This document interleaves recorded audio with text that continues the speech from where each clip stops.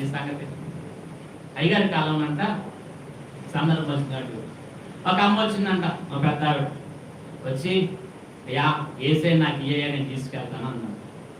దేవదాసయ్య గారు అన్నారంట, ప్రార్థన చేసి ఇస్తానమ్మా, ఇది కష్టమైన పని అమ్మా అంటే, కాదయ్యా నువ్వు ఇయ్యాల్సింది, ఈరోజు నేను ఏసైని మోసుకెళ్తాను అన్నాను. నువ్వు కష్టం అమ్మా, నువ్వు ఇబ్బంది పడతావు, నువ్వు నా మాటని వదిలే మొయ్యలేవులే ఆయన్ని అని అన్నాను. లేదండి పాస్టర్ గారు మీరు ప్రార్థన చేసి నేను తీసుకెళ్తాను అన్నాను. సరే అండి అయ్యగారు ప్రార్థన చేసి, ఇదిగమ్మా జాగ్రత్తగా తీసుకెళ్ళాలన్నారు. ఏసైని మోస్తూ ఇంటి దాకా వచ్చిందంట. ఇంటి దగ్గరకు వచ్చేసరికి సాయంత్రం నీళ్లు వచ్చే టైం అయిపోయిందంట.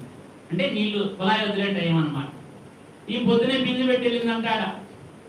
ఇక ఎంతసేపటికి వెళ్ళేసరికి ఈ బిందె అంతా పక్కన పడేసి వేరే వాళ్ళందరూ పట్టేసుకుంటున్నారంట. ఇక చూసిందంట, ఏసై దగ్గర ఉన్నాడు కాబట్టి ఆయన మోస్తుంది కాబట్టి ఏమి రాదు.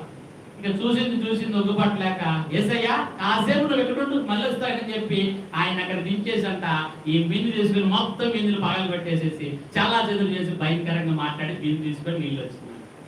ఇప్పుడు ఏసై ఉంటాడా? పలగాల తర్వాత వెళ్ళిందంట అయ్యగారి దగ్గరికి.